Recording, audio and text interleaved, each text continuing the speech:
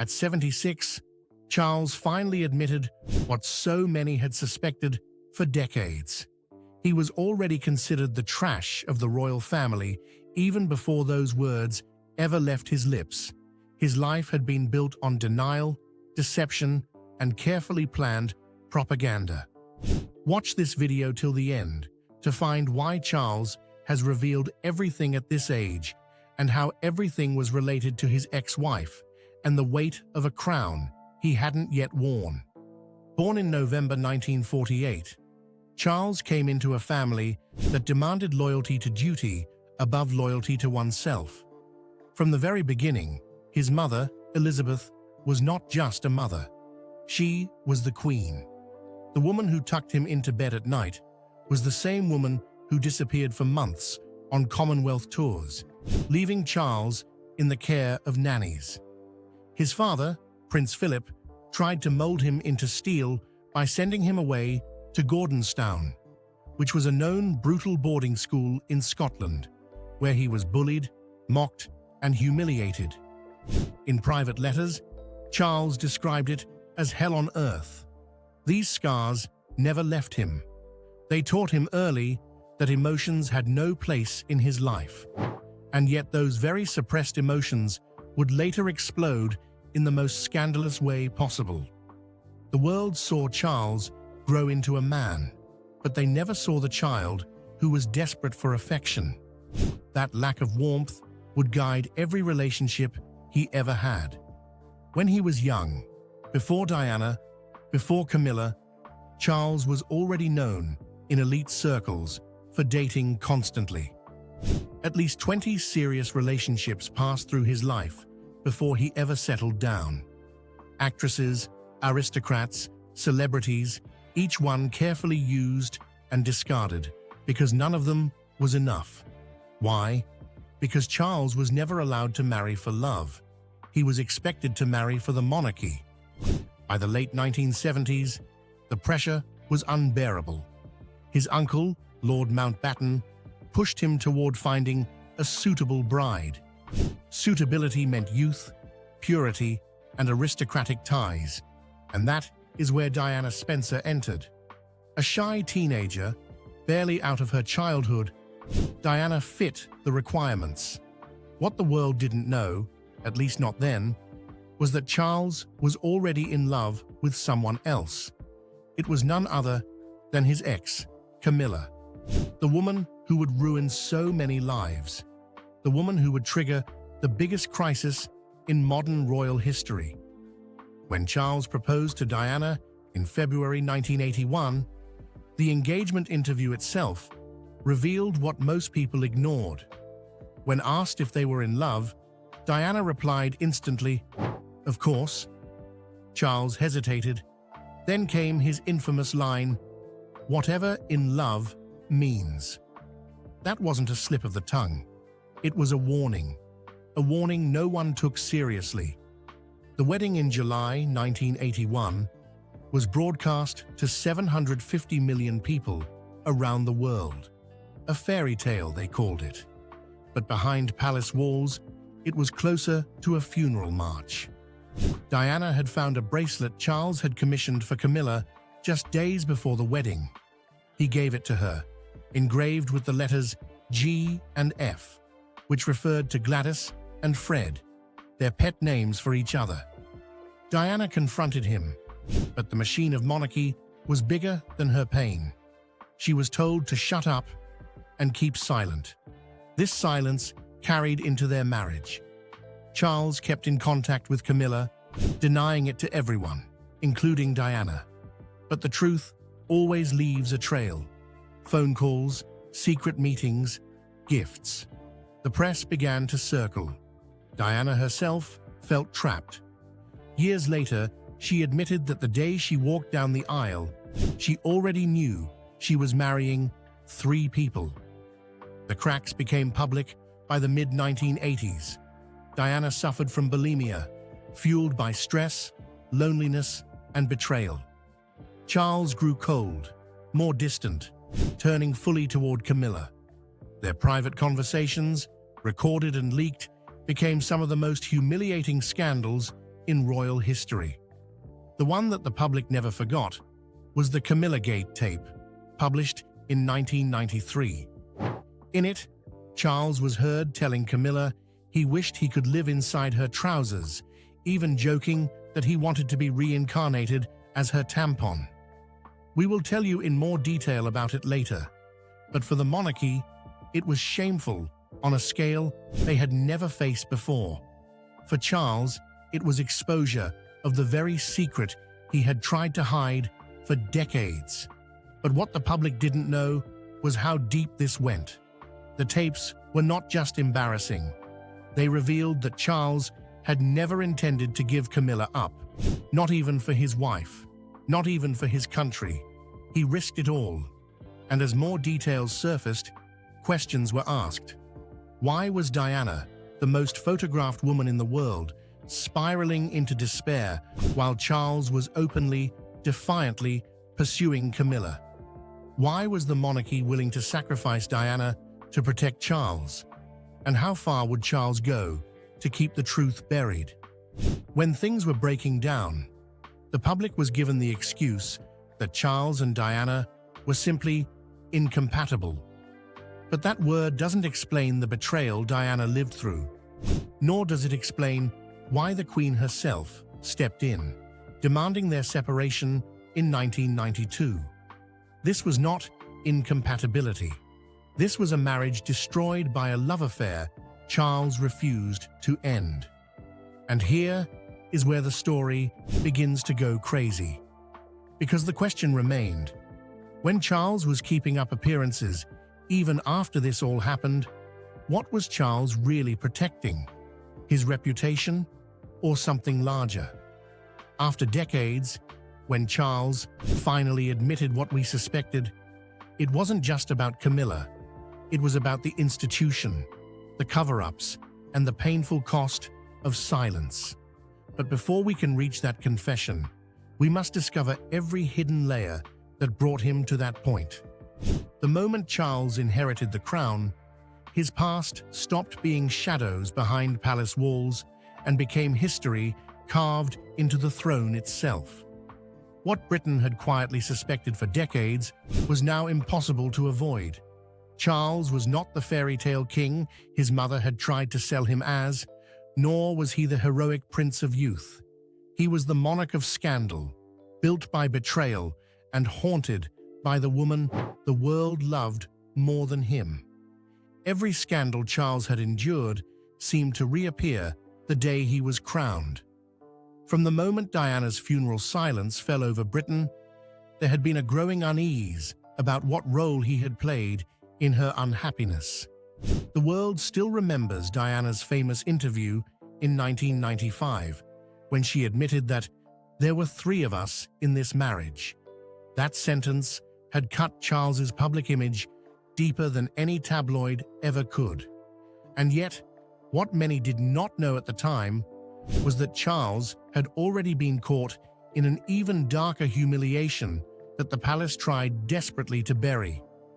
It all started with Charles and Camilla, so let's go into more detail about it. In 1993, the world was stunned by the leak of a private phone call between Charles and Camilla. The press called it Camilla Gate or Tampon Gate, and the details were so graphic that newspapers debated whether they could even print them. Charles had been recorded late at night, telling Camilla he wished to be reincarnated as her underwear, confessing in language so intimate that it shocked even loyal royalists. It was not just crude imagery. It was the proof that while Diana was trying to look happy, while the country desperately wanted to believe in their fairy tale marriage, Charles's heart and body were already somewhere else. For many Britons, this was not only a scandal, it was a betrayal of the monarchy's dignity itself. But the affair was not only an affair, it was the visible wound of a much deeper truth. Charles had chosen Camilla long before the crown, long before Diana, long before duty. In the early 1970s, he had met her and fallen almost immediately. Yet the palace, led by Lord Mountbatten, and the Queen Mother disapproved. They saw Camilla as unsuitable, too experienced, too unpolished, too dangerous to the spotless image required of the future king. So Charles was steered away, and when Diana appeared as a young, innocent, untouched beauty, she was not just chosen as a bride, she was chosen as a symbol, the perfect future queen, carefully constructed to patch the cracks that Charles had already left behind. But symbols cannot live like people, and Diana was forced to discover that truth in real time. On her honeymoon, she found Charles's cufflinks engraved with the initials C and C, a gift from Camilla. Later, she recalled seeing photographs, notes, and knowing deep down that the marriage had been compromised before it had even begun. When Diana confronted Charles about Camilla, his response was as cold as it was final. "I refuse to be the only Prince of Wales who never had a mistress." That sentence alone told the world who Charles truly was. Yet what the public rarely hears is the extent of the rivalry inside the palace walls. Diana was adored outside Buckingham Palace, but inside she was viewed as a disruption. Courtiers talked behind her back that she was emotional, unstable, and uncontrollable. But what they never admitted was that her emotional tendencies were fed directly by the betrayal she endured. Watching her husband flaunt his love for another woman while denying her the partnership she had been promised. The marriage became a war zone of jealousy and heartbreak. Diana developed bulimia, spoke openly about her despair, and sought love elsewhere because love at home had been denied to her. And all of this bled into Charles's relationship with his sons. William and Harry were children, caught in a firestorm they did not light. They adored their mother, yet were heirs to the man who had humiliated her. In later years, Harry himself admitted the scars ran deep, that he resented how his mother had been treated, and that Camilla's eventual marriage to Charles left wounds that never truly healed. But still, Charles pushed forward. Despite the scandals, despite the divorces, despite Diana's tragic death in 1997, he fought to rewrite the narrative. He slowly reintroduced Camilla to the public, reshaped her image, and against all odds, convinced the establishment to accept her. In 2005, he married her. Yet even then, the announcement carried one of the greatest unspoken truths in royal history. Camilla would never be called Queen. She would only ever be Queen Consort. It was the palace's way of shielding Diana's memory, acknowledging that the public would never forgive Charles if the woman he betrayed, Diana, sat on the throne. But time has a way of rewriting memory. By the time Elizabeth II passed in 2022, Camilla had been softened in the public eye, quietly accepted, and on Charles's coronation day, she was crowned queen beside him. For millions who remembered Diana's tears, it was a moment that stung. For Charles, it was the fulfillment of the choice he had made all those years ago. Not the crown first, not the country first, but Camilla. And when he was asked, in interviews approaching his 76th year, what love truly meant to him, Charles finally admitted what had long been clear: Camilla had always been the one. By the time Charles reached his 50s, the fractures inside his family were impossible to disguise. The fairy tale of his marriage had collapsed publicly. Diana had died under circumstances that left the world unsettled, and the shadow of Camilla lingered heavier than ever. But what most don't realize is how brutally those years tested Charles, not just as a man, but as the heir who had already waited longer than any other in British history to ascend the throne. The palace could control ceremonies and appearances, but it could not erase the scandals that kept bleeding out. But Charles was never one to walk away from duty, no matter how battered his name became. Instead, he dug into his passions, architecture, environmentalism, and his charity work with the prince's trust. He tried to reframe himself as a man with vision, someone who could modernize a monarchy at risk of becoming irrelevant. Yet no speech, no ribbon cutting, and no tree planting could make people forget what they had heard on that tape. For years, Camilla was hidden away at royal events. She entered through side doors, left through back exits, and was never seen standing beside him in official portraits. The palace feared that one wrong step would reignite public fury. Still, time shifted public memory, and Charles understood how to wait. Slowly, he rehabilitated both his image and Camilla's, relying on persistence and an undeniable fact: she never left him. Unlike his failed marriage with Diana, his bond with Camilla stayed strong. And in its strange way, that consistency softened the edges of scandal. By the early 2000s, he had taken the risk to bring her out into the open, appearing with her at events and allowing the cameras to see what insiders already knew: that they were inseparable.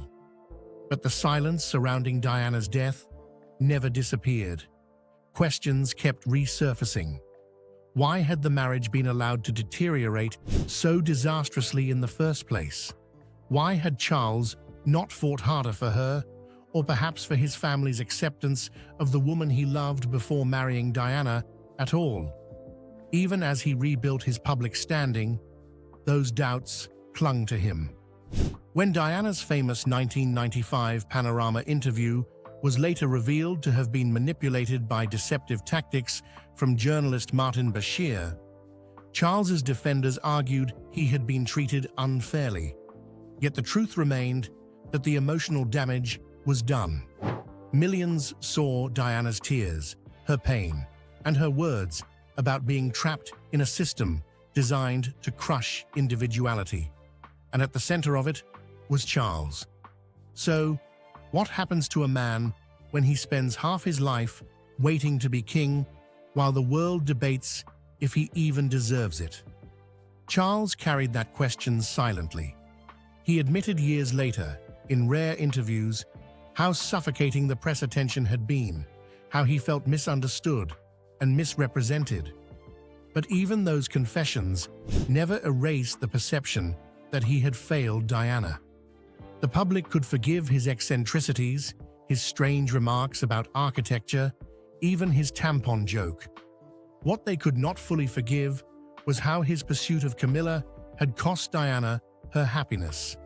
And yet, by his 70s, Charles finally had what he had always wanted: Camilla by his side officially, no longer hidden, no longer shamed, and most surprisingly recognized as Queen Consort after Elizabeth's passing. For decades, he had been told the public would never accept her, but they did. It was as if the monarchy itself had rewritten the script, smoothing over the scandal and presenting their union as destiny fulfilled. Still, at 76, when Charles began speaking more candidly about his past, it was not triumph in his voice. It was an acknowledgement. He admitted the failures, the shortcomings, the pain he had caused. He confessed what everyone had suspected: that his marriage to Diana was never the fairy tale it was sold to be, that his love for Camilla had never ended, and that the crown itself had forced him into choices that scarred them all. It was not an apology to the public as much as it was a recognition of the truth.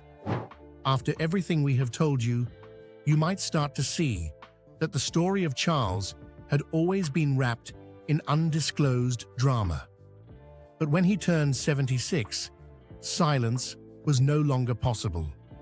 In a private address that slipped into public knowledge, he finally gave voice to the one truth Britain had whispered for decades.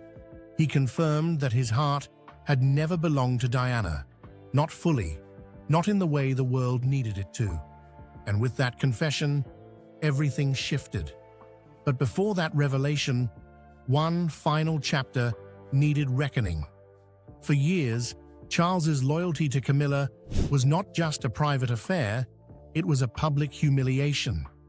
The monarchy had always been built on secrecy, but now secrecy was impossible.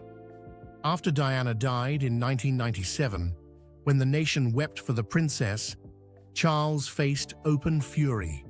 Crowds booed him, letters flooded newspapers demanding he never become king. And Camilla, the woman he had fought to protect, had to be hidden away for years, unable to stand beside him. That resentment, the sense that Charles had chosen desire over duty, haunted him for the rest of his life. So why, at 76, admit it at last? Because the truth had already corroded the institution. Because no matter how carefully the palace had managed his image, the stain of the past remained. He knew history would not remember him as a warrior king, or a reformer, or even as a quiet monarch. He would be remembered for a single choice: the rejection of Diana and the unwavering devotion to Camilla. But his admission carried something deeper. In confirming that Diana was sacrificed to an arrangement he never wanted, Charles unintentionally validated what Diana herself had told the world back in 1995. There were 3 of us in this marriage. For decades, the establishment had tried to dismiss that statement as emotional exaggeration. Yet in 2024, the king himself vindicated her. And suddenly, Diana's ghost stood taller than ever, her words echoing across a Britain that never stopped loving her. That is what made the confession so devastating. It wasn't just about adultery or about a marriage gone wrong. It was about betrayal on the grandest stage, betrayal of a woman, betrayal of sons, betrayal of a nation that had invested its hope in a fairy tale. Charles had concealed it for decades, but at 76, he finally admitted what everyone already suspected. Diana was right. And here, the story folds back to William and Harry, the boys who walked behind their mother's coffin while Charles marched in silence. For them, the admission meant more than historical vindication. It meant living with the weight of their father's guilt. William, bound to inherit the throne, has always carried himself with reserve, rarely addressing the pain directly. Harry, by contrast, tore it open with interviews and memoirs, insisting that the monarchy had never atoned for what it put his mother through. Now, with Charles's words, their divisions found a cruel center. William sought to protect the crown from further collapse. Harry demanded accountability, and both were left with the same truth. Their father had finally admitted it. But the question remains, why now? Was it a moment of honesty, or was it on purpose? Maybe as an attempt to secure Camilla's legitimacy in the twilight of his reign. Because alongside the confession came another bold statement. He defended Camilla, called her his true companion, and insisted the nation see her not as the villain of Diana's story, but as the queen consort who had stood by him through every storm. The same woman mocked in tabloids, despised for years, now sat at his side in the gilded halls of Buckingham Palace. And Charles wanted Britain to accept that it had always been hers. Still, the shadow of Diana cannot be erased. Every time her face appears on murals or her words resurface in documentaries, Charles's confession echoes behind them. For the first time, there is no denial left, no spin to control the narrative. The fairy tale marriage was a lie. The truth was suppressed. The monarchy will continue. William will rise, Kate will step into the role of queen, and history will keep moving forward. But the truth has already reshaped the story. Charles will not be remembered for the coronation, nor for his speeches, nor for his causes. He will be remembered as the king who finally admitted what the world had known all along, that love for Camilla defined him, and the loss of Diana condemned him. And that, perhaps, is the tragedy. At the end of his life, in the twilight of the throne, Charles's legacy is not sovereignty, not stability, but confession. The words he spoke at 76 will outlive him, binding his reign forever to the woman he betrayed and to the woman he could never let go. History does not forget,